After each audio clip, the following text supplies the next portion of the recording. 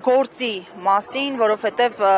հիշում ենք հենց կալանավորման օրերին էլ տարբեր գնահատականներ հնչեցվեցին, որ սա ամենևին քաղաքականության հետ կապ չունի, Դավիթ Համբարձումյանն այդ կշիռը չունի, բայց ամեն դեպքում Համբարձումյանը կալանավորված է։ Նախ եւ առաջ ուզում եմ լիակատար աջակցությունը հայտնեմ եւ Դավիթին Համբարձումյան եւ Հայաստանում այսօր բանտարկված բոլոր քաղաքական բանտարկյալներին, ուզում եմ համերաշխությունը կրկնել Նարեկ Սամսոնյանին, ով հիմա հացադուլի մեջ է նաև քաղաքական հետապնդման արդյունքում։ Իհարկե նաև մեր համերաշխությունը հայտնենք Բաքվի բանտերում նստած մեր հայրենակիցներին, որովհետև իրականում այս գործերը նորից կրկնեմ, որ փոխկապակցված են, պարզապես Նիկոլն ու Ալիևը որոշել են, թե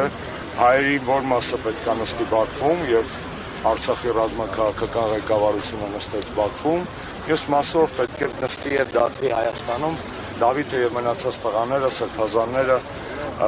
դրված այլ համանքապետեր այսօր քաղաքական հայացքների համար հետապնդում են։ Ու զավեշտալի է լսել իշխանական քարոզիչների այդ էժանագին պնդումները, որովհետեւ անկեղծ խոսանք, Հայաստանում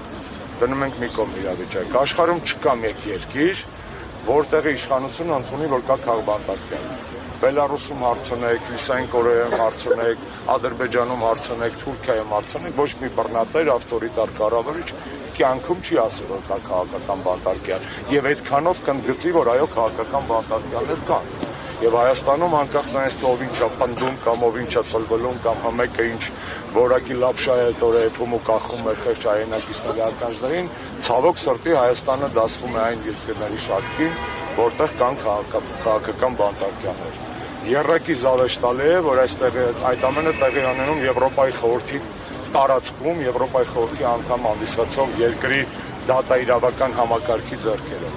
Դավիթի գործը ոտքից գլուխ քաղաքական է։ Եվ ով որ կասկածում է, բայց ունի ենթադրենք առողջ բանականության նշույլներ,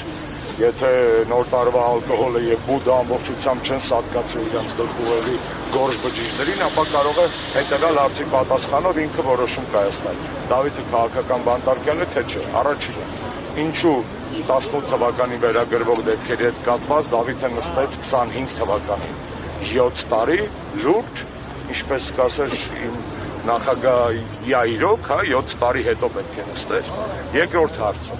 ինչու եթե կարող էր Դավիթը դատվել այդ հոդվածով, ենթադրենք պետք է դատվի մինչև 6 տարի ժամկետով, այդ դեպքում ազատ կարձակվեր, իր վրա կտարածվեր ամնիստիան, իսկ 6 տարի 3 ամիս ժամկետով դատվելու դեպքում դուրս չի կարող գալ բանտից։ Այդ էլ է պատահական լուրջ։ Երրորդը, արդյոք Դավիթի գործը չի ակտիվացել այն ժամանակ, երբ որ Դավիթը համաձայնեց, համարձակվեց, արիություն ունեցավ լինելու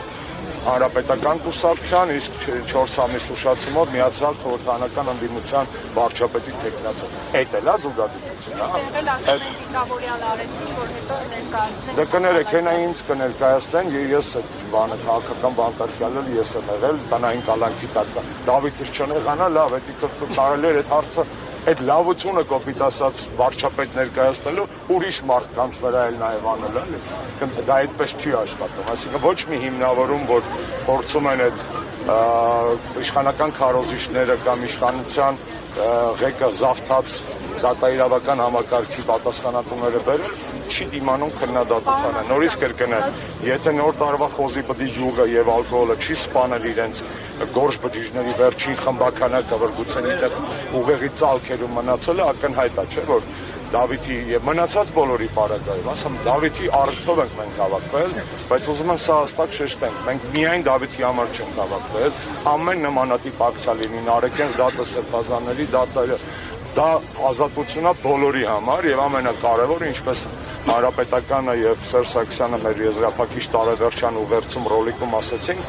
այս տարի ազատություն երկրին, որովհետեւ այս տղերքը անազատ են, որովհետեւ երկիրն է անազատ։ Ես այս հարցերը փոխկապակցված են, ոչ մեկ չմտածի, կները զարգան, որ սա պրոստը լոկալ ակցիա է, մենք եկել ենք ընդհանրապես քաղաքական բանտարկյալների համար ենք պայքարը։ Ոչ, սա ընդդիմության, հասարակության առողջ հատվածի, պետական ազգային ուժերի պայքարի շարունակություն։ Այո, Նիկոլը փորձում է մեզ տարոհել, ջլատել, բերել դատարանների դռները, հայատներում հավաքվենք, հրապարակներում չհավաքվենք, օքեյ, բայց դրանից երկրում կուտակած դժգոհությունը չի պակասում, չէ, երկրում ոսկլտող ջղայնությունը անարդարությունից չի պակասում։ Ուզում ես տրոհի ըստ Խուխնյանների, մեկը այդ գումարային ծավալը դժգոհության շատ մեծ է։ Ո՞նց է արտահայտվում եւ ոնց է արտահայտվելու։ Զարջան, ակնհայտ է մի բան, եթե էներգիան չես կառավարում կամ եթե էներգիան չի ուղղորդվում, ապա ունակ է ծբխել։ Օրինակ, եթե լեռնային գետը այդ վժժալով իջնում է ծնհալից հետո, եթե չես կարգավորում, առաջանում է ավերածություններ, առաջանում են սողանցներ, առաջանում են ջրհեղեղներ եւ այլն։ Իսկ եթե կառավարում ես, դառնում է պիտանի էներգիա արտադրողը։ Նույնը քաղաքական էներգիայի մասին է։ Այո, այսօր գուցե ընդդիմությունը որպես միացյալ ատոմակայան չի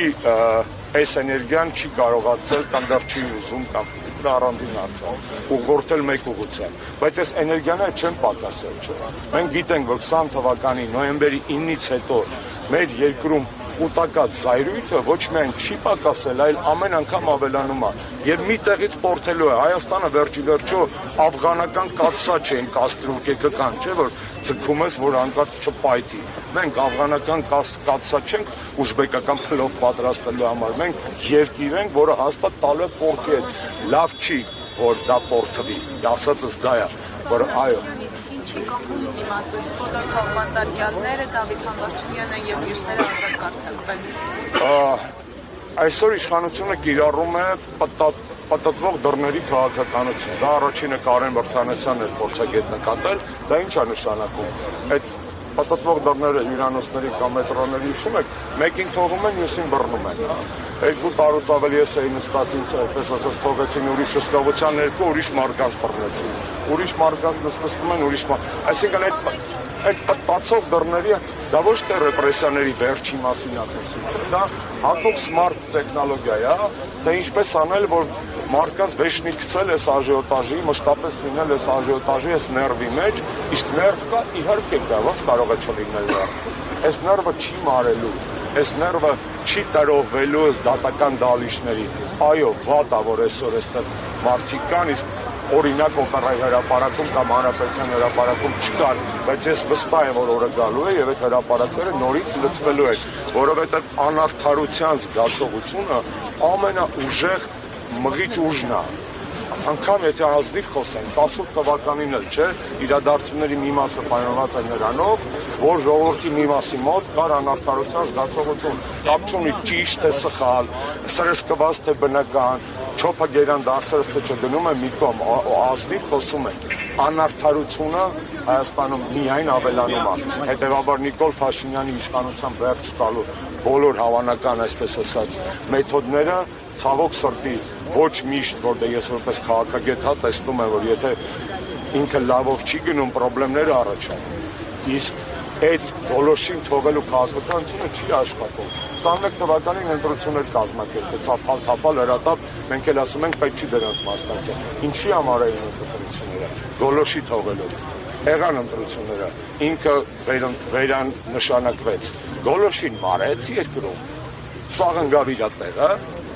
Չէ, որովհետև այդ կոնֆլիկտը մեր ճգնաժամը, մեր դժգոհությունը քաղաքական չի։ Ես որպես հայ եմ ներվայնացել, ես որպես հայ չեմ կարող նորմալ քնեմ։ Ոնց որ հազարավոր լիքը մարդիկ եւ ոչ միայն Հայաստանում, Սփյուռքի վիճակը նայեք։ Բարեկամներ ունեք, կան չեք հարցրեք, օրինակ ես եկել են երևի նոր տարվա։ Ոնց եք ձեզ զգում։ Գլուխները ինչ աստիճանի այլևս։ Հա, մի բան էլ չէր, որ քթներս ցցած են, բայց լավ չէր քթներս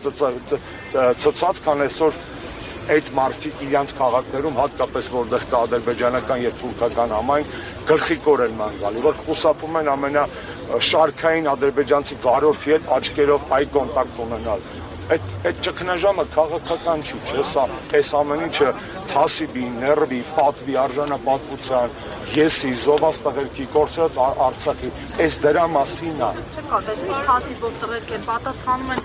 ռուս լրագրողին։ Ես այսօր գրեցի Սալավյովի հետ կապված, կգնամ այստեղ, ես մեծ հաճույքով կգնա իրան հարցազրույց կտայի, բաց խոսելու հայ-ռուսական հարաբերությունների մասին։ Ցավոք, այսօր այդ հնարավորությունը չունեմ, Եվ շատ զարմացած է, որ ռուսական քարոզիչները, քաղաքական շրջանակները դասեր չեն քաղում իրենց սխալներից եւ անհաջող ձևակերպումներով, այսպես ասենք, բարբերաբար սնուցում են Հայաստանում ռուսաֆոբիայի բանը, կաթսա։ Լավ, Հայաստանում ռուսաֆոբիան դարձել է ստահակների վերջին հանգրվանը, սրիկաների, ինչպես հայտնի ասացվածքում ասան, վերափոխեմ այդ ասացվածքը։ Բայց դուք եք այդ ձեր բաներով սնում, ինքը չեք հասկացել, որ սա Վաստոկ ձելը տոնկը է, ժողովուրդ, դա ձեր ասացվածքն է։